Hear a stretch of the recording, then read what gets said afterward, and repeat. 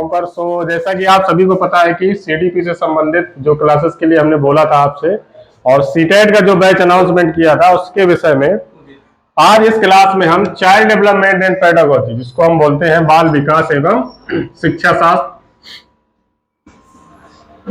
बाल विकास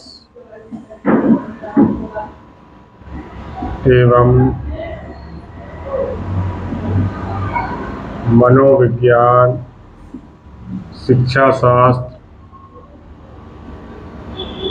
ठीक है, साइकोलॉजी, अलग अलग नाम से होता है, ठीक है। ज्यादातर जो बच्चे हैं उनको सिर्फ बाल विकास पता होता है कि बाल विकास के बारे में पढ़ना है, ठीक है। तो इसको आप अपने हिसाब से एडजस्ट कर लें, जो जिसको ठीक लगे। सीडीपी बोलेंगे कुछ बच्चे, कुल बाल विकास शिक्षा शास्त्र मनोविज्ञान, ठीक है, वो अलग अलग है। इसमें जो सीटेट के सेक्शन है उसमें हम देखेंगे कि पेपर 1 जिसको बोलते हैं हम प्राइमरी का मतलब कक्षा 1 से 5 तक, ठीक है। पेपर 2 जिसको बोलेंगे हम जूनियर, कक्षा 6 से 8 तक, ठीक है। अब सीडीपी का जो सिलेबस है, मतलब पाठ्यक्रम इसमें है कि किस सेक्शन से कितने क्वेश्चन पूछे जाएंगे, कितने पेपर वहां पे सवाल आने वाले हैं हमारे पेपर में, और कितने नंबर का ये सेक्शन होता है, ठीक है। तो सिलेबस के अकॉर्डिंग अगर हम देखें, पेपर हमारा जो है 150 नंबर का है, जिसमें से ये जो हमारा सीडीपी का सेक्शन है जिसके बारे में हम बात कर रहे हैं, ये हमारा 30 नंबर का पूछा जाएगा, ठीक है। 30 नंबर में 2 चीजें हैं। 15 नंबर का हमारा डायरेक्टली जो है बाल विकास होता है,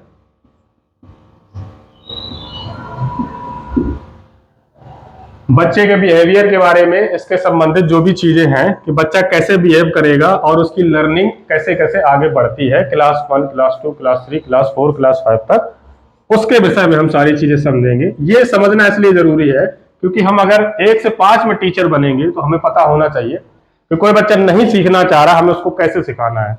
तो उससे संबंधित जो चीजें हैं, 15 नंबर का ये आपका एक पोर्शन बनेगा। 15 नंबर का इसी में एक पोर्शन बनेगा शिक्षा शास्त्र। दोनों एक दूसरे से चीजें कनेक्टेड है। पहला कि यहाँ पे बच्चे का बिहेवियर के बारे में क्वेश्चन है कि बच्चा बिहेव कैसे करेगा, उस बिहेवियर के अकॉर्डिंग बच्चे को हम लर्निंग कैसे करवाएंगे, उसको पढ़ाएंगे कैसे। तो यहाँ पे कैसे पढ़ाएंगे उससे संबंधित क्वेश्चन है। यहाँ पे क्वेश्चन आएंगे आपको बच्चा कैसे पढ़ेगा, कैसे बिहेव करेगा, कैसे रिएक्ट करेगा, ठीक है। तो इस चीज को यहाँ पे समझें। ये चीजें समझना बहुत जरूरी है क्योंकि सीटेट में रटने जैसा या फिर कोई भी चीज ऐसी नहीं है जिसको आप रट के वहां पे काम निकाल सकते हो अपना, ठीक है। इन 2 बातों से आपके कई सारे क्वेश्चन सॉल्व होंगे क्योंकि शिक्षा शास्त्र से जो क्वेश्चन बनता है, ठीक है, उसका क्वेश्चन का आंसर जो हमें देना होता है वो लर्निंग के अकॉर्डिंग देना होता है, ठीक है। कैसे हम सीख सकते हैं और कैसे चीजों को आसानी से बच्चों को सिखाया जा सकता है, ठीक है। तो इन क्वेश्चंस को हमें अपने माइंड में जब ये चीज रखेंगे कि हमें लर्निंग के अकॉर्डिंग आंसर देना है तो ही हमारी क्वेश्चन सही होंगे, क्योंकि वहां पे आपको चारों ऑप्शन सही लगने वाले हैं, ठीक है। जैसे हम शकल्स मूवी होती है ना, कि वहां पे पहचानना मुश्किल है कि कौन सा असली हीरो है, तो यहाँ पे भी तुम्हें पहचानना काफी मुश्किल होने वाला है कि 4 ऑप्शन में हमारा कौन सा ऑप्शन सही है, ठीक है। उसमें से 2 चीजें हमने आपकी डिवाइड कर दी कि एक तो बाल विकास बिहेवियर से संबंधित जो क्वेश्चन होंगे उनको अलग रखेंगे, उसके अनुसार आंसर देंगे। जो हमारे शिक्षा शास्त्र के क्वेश्चन है उनको अलग से देंगे, ठीक है। ये बाल विकास सिर्फ इसमें 15 नंबर का है। ये जो शिक्षा शास्त्र है, ये बाकी जो 4 सेक्शन आपके बचे हैं, कौन कौन से, मैथ, गणित, इन्वायरमेंट, पर्यावरण, लैंग्वेज 1, जनरल में हिंदी होती है सबकी, ठीक है, लैंग्वेज 2 इंग्लिश या संस्कृत, ठीक है। जो हिंदी भाषी के बच्चे हैं वो ज्यादातर संस्कृत लेते हैं और जो सीबीएसई बोर्ड से वो इंग्लिश लेते हैं, ठीक है। तो इन चारों सेक्शन में ये वाला सेक्शन हमारा कॉमन होगा सब में 15-15 नंबर का, ठीक है। सब में 15-15 कॉमन होगा और 15-15 से संबंधित विषय के क्वेश्चन होंगे, ठीक है। जैसे हमें मैथ में एलसीएम एचसीएफ के बारे में पूछेगा, छोटी इकाई, बड़ी इकाई, स्थानीय मान, प्लेस वैल्यू, इन सब चीजों के बारे में पूछ लेगा, ठीक है। एनवायरमेंट में कुछ फैक्चुअल चीजें होंगी, ठीक है। उल्लू के विषय में जो हमारे पशु पक्षी है, खाना भोजन, जो थीम्स दी गई क्लास, अगर आप देखेंगे क्लास 3rd, 4th, 5th में जो एनवायरमेंट की बुक चलती है उसकी थीम्स है, ठीक है। थीम्स कितनी है हमारी, विषय जिनको बोलते हैं 5 थीम्स है। तो ये पूरा एनवायरमेंट का जो पेपर आता है वो इन्हीं 5 थीम से आता है। उसमें हमारा क्या है, परिवार है, मित्र है, भोजन है, दोस्त तो हो ही गया, ठीक है, परिवार, मित्र, भोजन और वातावरण और कक्षा, ठीक है। ये हमारे 5 उसमें थीम्स हैं, सारे क्वेश्चन यहीं से आते हैं, ठीक है। अब ये थीम्स तुम्हें पढ़ने में तो 5 यहाँ पे लग रही, 5 बहुत छोटे छोटे, लेकिन इसके अंदर फैमिली के अंदर बहुत सारी चीजें होंगी जिससे संबंधित क्वेश्चन बनेंगे। मित्र, फ्रेंड्स कैसे होते हैं, बच्चे सामूहिक रूप से कैसे सीखता है, ग्रुप, ठीक है, उसमें बहुत सारे क्वेश्चन बनेंगे। इसके अंदर हम बहुत सारी चीजें पढ़ेंगे।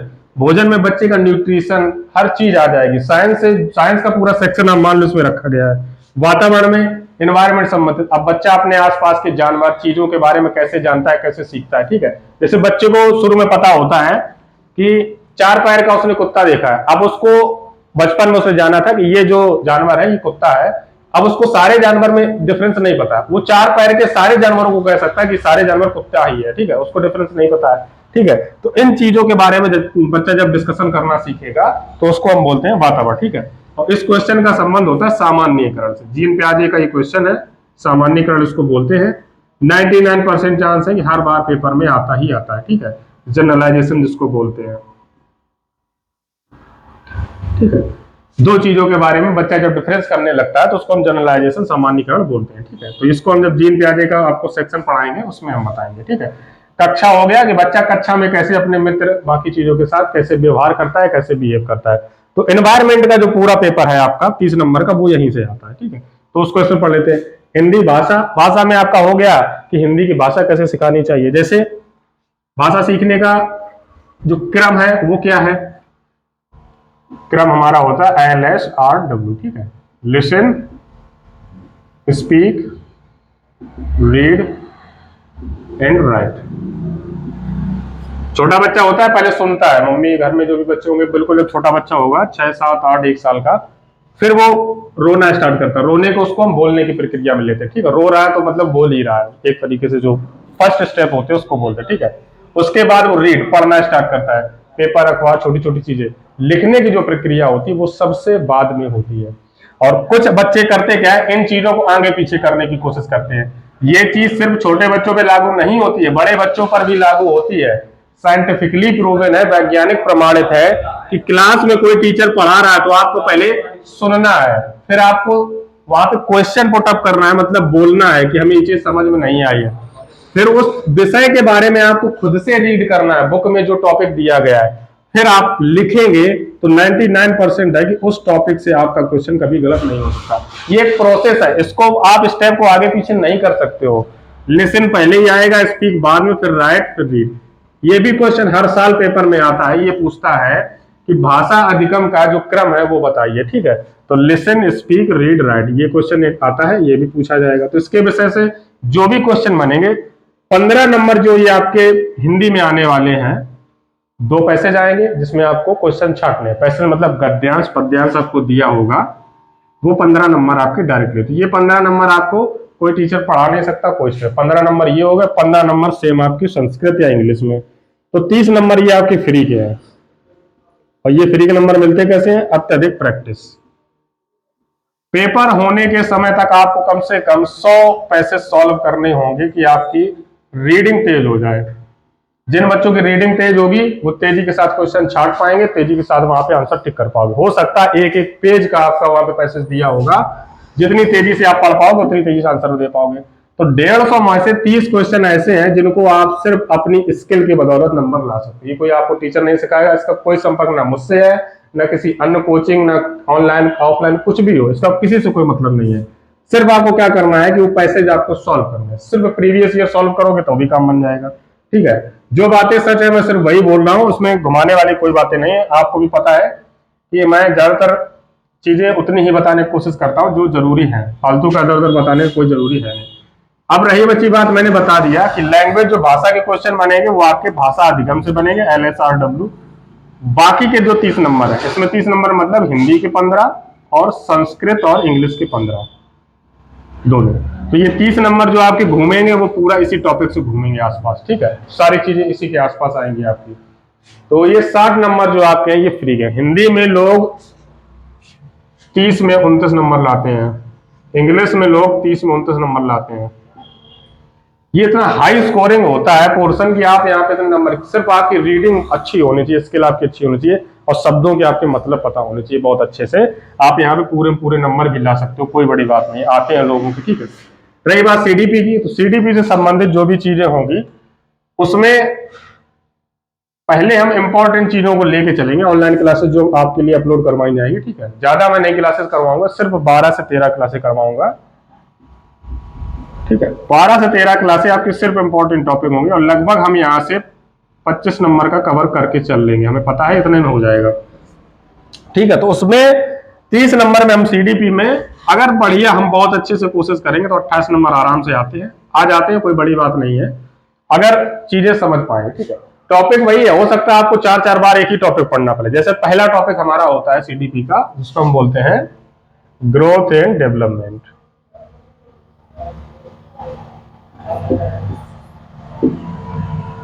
ग्रोथ से मतलब है फिजिकल, बच्चा कैसे बड़ा हो रहा है। ठीक है, और डेवलपमेंट से मतलब है उसका विकास, बच्चे का विकास कैसे हो रहा है। ठीक है, फिजिकली मैं कैसे बड़ा हो रहा हूं, मेरा शारीरिक मतलब हो गया जिसको हम ग्रोथ बोलते हैं। ठीक है, जैसे कोई पेड़ है, पेड़ के आसपास का जो वातावरण है वो कैसा, उसको हम बोलते हैं डेवलपमेंट, वातावरण विकास उसको बोलते हैं। ठीक है, बच्चा कैसे बोल रहा है, कैसे बिहेव कर रहा है, उसका व्यवहार कैसा है, तो उसको विकास। ये पहला चैप्टर है हमारा, मोस्ट इंपोर्टेंट चैप्टर है। यहाँ से लगभग आपके 2 से 3 नंबर हर साल आते हैं। अब तो सेक्शनल पेपर भी है। सेक्शनल पेपर का मतलब ये है कि ऑनलाइन आपका एग्जाम होता है तो आपका एग्जाम के पेपर जो है कई दिनों तक चलेंगे, लगभग 25 दिन या 30 दिन तक। तो रिपीटेड क्वेश्चन भी आते हैं उसमें। ठीक है, तो आप टॉपिक कोई छोड़ नहीं सकते हैं उसमें, ये नहीं करेंगे आप कि अगर इससे कोई क्वेश्चन नहीं आया या फिर नहीं मिला तो हम उस टॉपिक को पढ़ेंगे ही नहीं, ऐसा आपको करना नहीं है बिल्कुल। ठीक है, तो ये चीजें हो गई जो हमारी थी, हमने पूरा आपको पेपर के डिस्कशन के बारे में बताया। अब एक सीधी सी बात आती है कि ये तो आपके दिमाग में चल रहा हो कि मैंने पेपर 1 का सब बताया है। ठीक है, तो पेपर 1 और पेपर 2,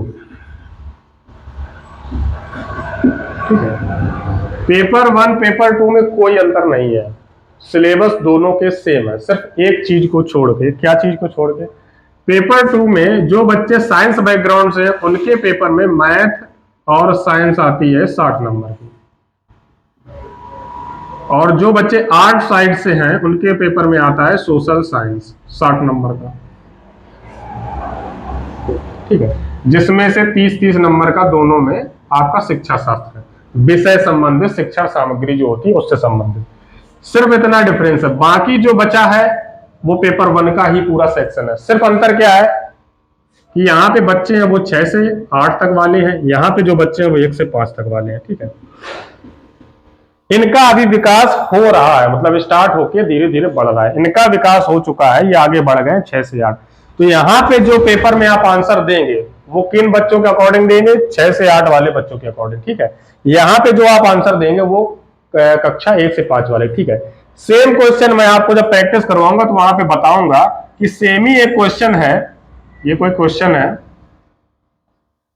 एग्जाम्पल के तौर पे, इस सेम क्वेश्चन का जब हम 6 से 8 के अकॉर्डिंग आंसर देंगे तो अलग है, इसी क्वेश्चन का जब हम आंसर 1 से 5 वाले बच्चों के अकॉर्डिंग देंगे तो उसका आंसर अलग है। इसका कारण क्या है कि यहाँ पे जो बच्चा है उसकी व्याकरण की तरफ समझ बढ़ चुकी है, वो व्याकरण समझ रहा है। ठीक है, यहाँ पे बच्चा है व्याकरण नहीं समझ रहा है, ये मैं एक एग्जांपल बता रहा हूँ। ठीक है, यहाँ पे बच्चे को हिंदी की जो व्याकरण है, मात्राएं हैं, उन चीजों के बारे में पूर्णतया ज्ञान हो चुका है, वो सुलेख भी लिख सकता है, किताब में गलतियां भी खुद से ढूंढ सकता है कि ये चीज उसको पता है नहीं है। यहाँ पे बच्चे को व्याकरण के बारे में पता नहीं है, यहाँ पे हम बच्चे को बिना मात्राओं के शब्द सिखाते हैं, क्लास 1 से 5 होती है जब। ठीक है, तो वो जो ये आंसर आपका क्वेश्चन बनेगा, एक क्वेश्चन के 2 आंसर होंगे अलग अलग।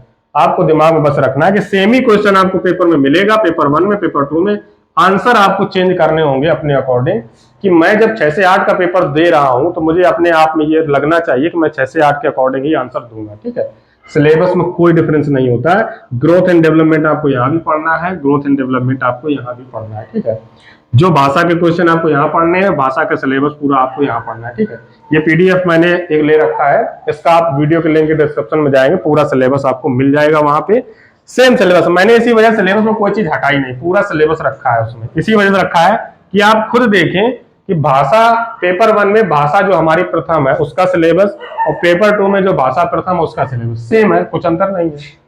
तो ये एक भय बना के रखा है कि पेपर 1 की तैयारी अलग है, पेपर 2 की तैयारी अलग है, ऐसा कुछ नहीं। आप दोनों पेपर डालिए, ऑनलाइन फॉर्म करें, दोनों पेपर डालें, सीडीपी आप पढ़िए, पेपर 1 की वही आपके पेपर 2 में काम आने वाली है, ठीक है। सिर्फ आपको थोड़ा आपका माइंडसेट चेंज करना है। वो कब चेंज करना है? जब हम प्रैक्टिस करेंगे, वहां पे चीजें आपकी क्लियर हो जाएंगी, ठीक है।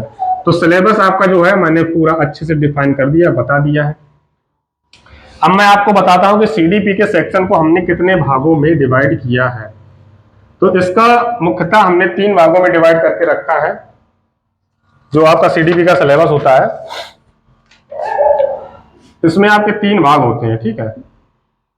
पहला जो आपका भाग है वो तो बताया हमने अभी बाल विकास का, ठीक है, जो कि 15 नंबर का होता है। ये भाग ए हो जाता है, ठीक है। बी सेक्शन आपका है समावेशी शिक्षा, जिसको हम बोलते हैं इंक्लूसिव एजुकेशन, ठीक है, समावेशी शिक्षा।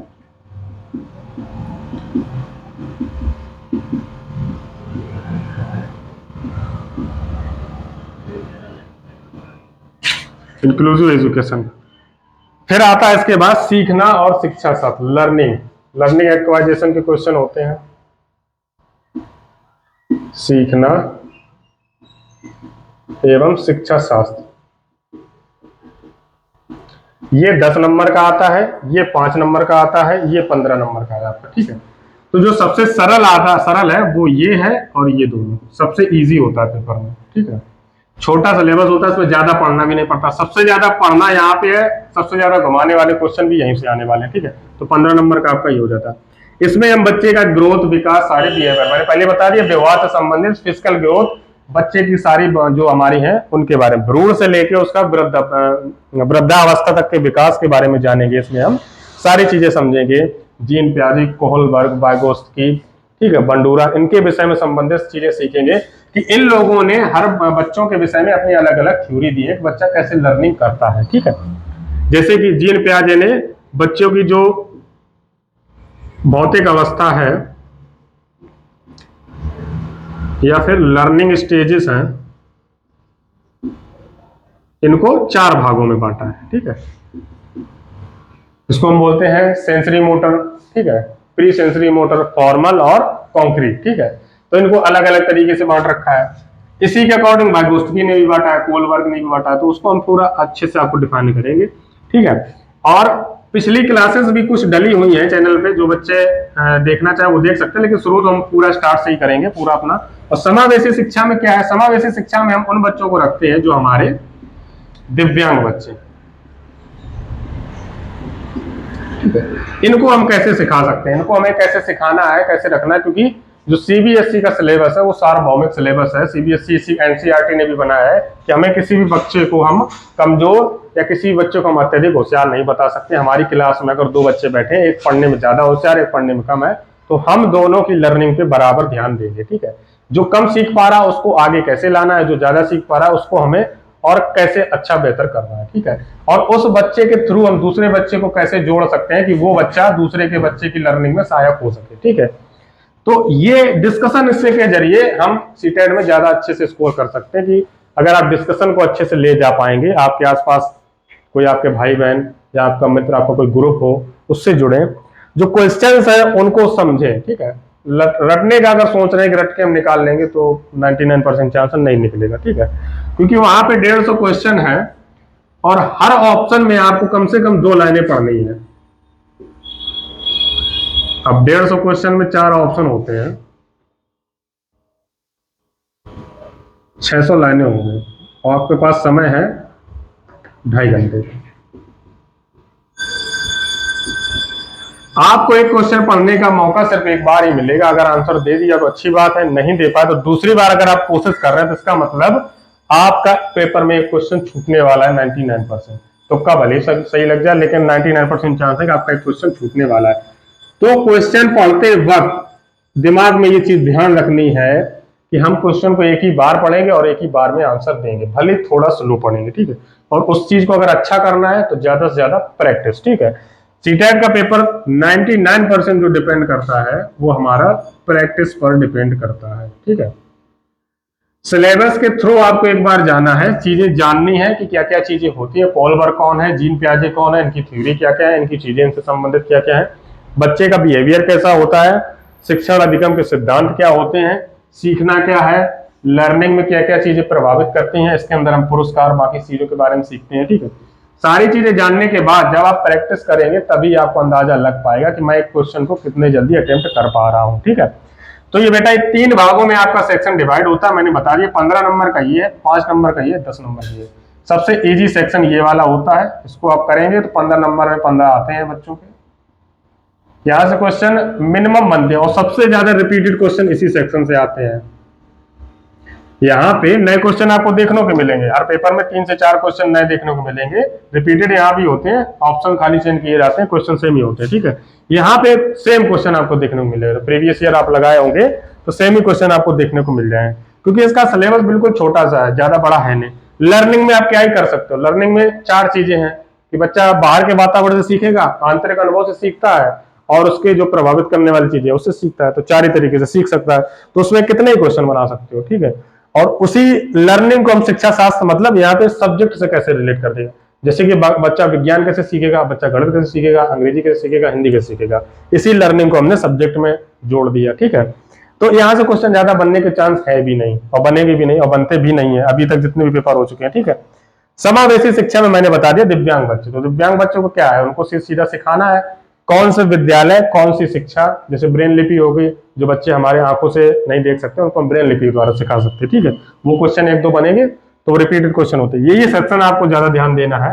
और इस सेक्शन को अगर आपने अच्छे से समझ लिया कि बच्चा बिहेव कैसे करता है तो बाकी चीजें तो आपकी फिर आसान है, आपके फिर दाएं हाथ का खेल, आप सारी चीजें अच्छे से कर लोगे, ठीक है।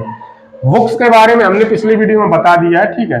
और बुक्स से रिलेटेड जो है उसका पीडीएफ हम अपने ग्रुप में और टेलीग्राम में भी डलवा देंगे, तो बुक्स का आप देख लें वहां पे कि कौन कौन सी बुक्स इंपॉर्टेंट हो सकती है, ठीक है। एनवायरमेंट के लिए मैंने बता दिया था कि क्लास 3, 4, 5 की जो एनवायरमेंट की किताबें हैं वो आप ले लें, ठीक है।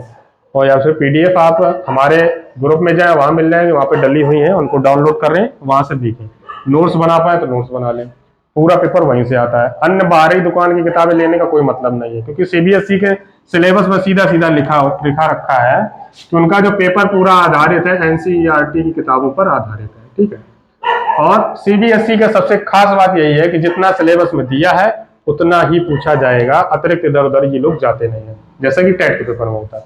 टेट के पेपर में उन्होंने पहले सिलेबस लिखा, फिर नीचे लिख दिया अदर्स, तो उस अदर्स में क्या क्या है उनको भी नहीं पता है, क्वेश्चन कहां से आएगा उनको खुद नहीं पता है, उस अदर्स से ही का पूरा पेपर है, बाकी जो सिलेबस लिखा था उससे का क्वेश्चन ही ना है, उनका अदर्स का मतलब वो अलग ही ले रहे हैं हमें लग रहा है, और इनके सिलेबस में ऐसी कुछ चीज लिखी नहीं है, ठीक है। तो सिलेबस मोस्ट इंपॉर्टेंट है, सीटेट का पेपर से ज्यादा इंपॉर्टेंट है सिलेबस मेरे हिसाब से, ठीक है। क्योंकि अगर आपको सिलेबस पता है कि क्या क्या चीज कहां से क्या क्या आने वाला है तो आप समझ जाएंगे, ठीक है। जैसे कि हमने अभी आपको बताया था कि पर्यावरण में कितनी थीम है, 5, तो ये क्वेश्चन है, ठीक है। ये आपसे क्वेश्चन डायरेक्टली पूछ लेगा, 1 नंबर सीधा पूछेगा, बिल्कुल ईजी है। लेकिन बच्चे करते क्या है कि उन्होंने थीम कभी पढ़ी नहीं, ना सिलेबस तो पढ़ा ही नहीं है, और सीधा एनवायरमेंट उन्होंने क्या पढ़ लिया, एनवायरमेंट में पढ़ रहे हैं ज्योग्राफी पढ़िए, पॉलिटी, हिस्ट्री, इकोनॉमी, ये सब पढ़ रहे हैं एनवायरमेंट में, और क्वेश्चन आना है कि बताओ पर्यावरण के विषय क्या क्या है और कौन सा नहीं है, ऐसा क्वेश्चन पूछ देगा, तो पास तो है, वहां पे 3 दिए होंगे, एक दूसरा दिए होगा, ठीक है। तो ये क्वेश्चन बिल्कुल ईजी है, और यही क्वेश्चन वहां पे तुम्हें लगेगा ये तो हमने पढ़ा ही नहीं था, ये कहां से पूछ लिया, ठीक है। तो सिलेबस जानना भी आपका बहुत जरूरी है।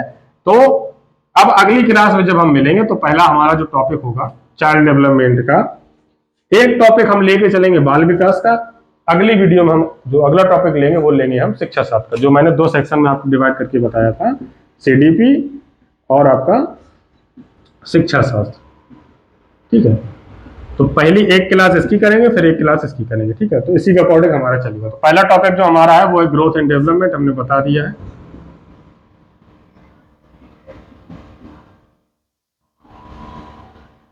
वृद्धि एवं विकास, ठीक है। बाइलिंगुअल करेंगे पूरा, हिंदी इंग्लिश दोनों चलेगा, कोई दिक्कत नहीं है।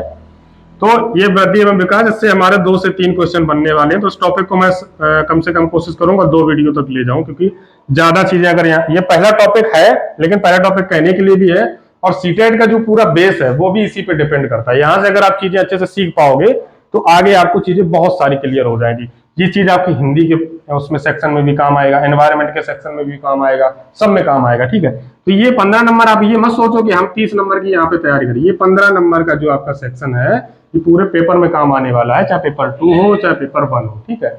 और ये 15 नंबर आपको आगे भी टीचिंग के एग्जाम जो आप देने वाले हो आप उसमें भी काम आने वाला है, ठीक है। नेट जीआरएफ का एग्जाम हो जिसका जनरल पेपर होता है, ठीक है, केवीएस का एग्जाम हो, टेट का एग्जाम हो, टीचिंग का कोई भी एग्जाम है उसमें अगर सीडीपी आ रही है तो ये आपके 15 नंबर और ये टॉपिक मोस्ट इंपॉर्टेंट है, सब में पूछा जाएगा, सब में आने वाला है, ठीक है। तो इन चीजों को आप अच्छे से समझे। और पहला टॉपिक है उसका वीडियो हम आपके लिए कल लेके आएंगे, दोनों वीडियो एक साथ रिकॉर्ड करेंगे और दोनों एक साथ ही अपलोड करवाएंगे, ठीक है। पार्ट 1 पार्ट 2 अलग अलग क्लास करने की कोई जरूरत नहीं है, ठीक है। तो ये चीजें आपको समझ में आ गई होंगी। अब जिन बच्चों को सिलेबस जो चाहिए होगा वो वीडियो के जाएं, वीडियो की लिंक डिस्क्रिप्शन में, या फिर टेलीग्राम चैनल है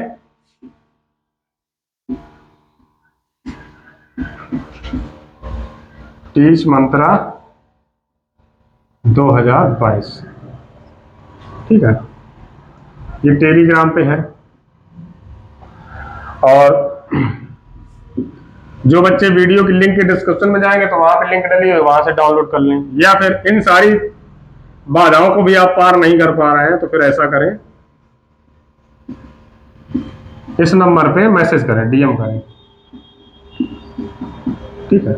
और जो हमारा सीटेट हेल्प डेस्क ग्रुप है जो क्रिएट किया गया है उसमें आपको जोड़ा जाएगा, ठीक है, इसमें आपको जोड़ा जाएगा। यहाँ पे जो भी नए नोट्स हैं, नई पीडीएफ है, नए क्वेश्चन है, डेली बेसिस पे आपको करवाए जाएंगे, डेली बेसिस पे सॉल्व करेंगे, क्योंकि सीटेट आपका मैं बता चुका हूँ प्रैक्टिस पे ज्यादा निर्भर करता है। तो डेली हम आपके यहाँ पे कोशिश करेंगे 50-60 क्वेश्चन करवाएं, सीडीपी के सॉल्व करवाए जाए, ठीक है। तो उस नंबर पर मैसेज करें, उसमें आपको जुड़वा दिया जाएगा। इसमें हमारे ऑफलाइन के बच्चे भी जुड़ेंगे, जो भी बैच हम स्टार्ट करने वाले, ऑनलाइन के बच्चे भी जुड़ेंगे, सब लोग जुड़ेंगे, ठीक है। क्योंकि जो रिजल्ट का रेशियो हम रखना चाह रहे हैं वो बहुत अच्छा रखना चाह रहे हैं, और जो भी मेरा एक्सपीरियंस है उसको मैं आपके साथ शेयर करूंगा बहुत अच्छे से, उसमें कोई चीज नहीं आपकी कम की जाएगी, ठीक है। तो फिर ऐसे ही जुड़े रहिए, हंसते रहें, मुस्कुराते रहें, और ऐसे ही टीच मंत्रा फैमिली का जो आपने प्यार बना के रखा है उसको बनाए रखें। मिलते हैं फिर आपसे नई क्लास में एक बेहतर कॉन्सेप्ट के साथ, एक नए तरीके से सीखेंगे ग्रोथ एंड डेवलपमेंट को। पिछली क्लास में भी मैंने पढ़ा के रखा है, आप जाएं तो आई बटन पे क्लिक करें, पिछली वीडियो डली हुई है, वहां पे आप जाके देख लें, उसको समझ लें, जैसा जिस तरीके से समझ पाते हैं। नई क्लास लेके आऊंगा, बेहतर तरीके से लेके आऊंगा और अच्छे से करवाने की कोशिश करूंगा। और तब तक के लिए ऐसे हंसते रहें, मुस्कुराते रहें, और तैयारी को प्रैक्टिस पे ज्यादा फोकस करके लेके चलें, एज अ थ्योरी बेसिस पे, रटने की तरफ ना ले जाके प्रैक्टिस बेसिस पे ले जाने की कोशिश करें, ठीक है। तो अच्छा आप कर पाएंगे पेपर में, मेरे अकॉर्डिंग जो मेरा अनुभव रहा है अभी तक, ठीक है। तो मिलते हैं फिर आपसे नई क्लास में इसी सीडीपी के सेक्शन में, ठीक है। एनवायरमेंट की जो क्लासेस होंगी वो भी मैं ही करवाऊंगा, ठीक है। हिंदी की और इंग्लिश की सीडीपी की जो क्लासेस हैं वो भी मैं ही करवाऊंगा। मैथ के जो सेक्शन के लिए और सोशल साइंस के सेक्शन के लिए आपका, सोशल साइंस के सेक्शन के लिए संध्या मैम आपसे जुड़ेंगे, मैथ के सेक्शन के लिए आपके साथ सनोज सर जुड़ेंगे।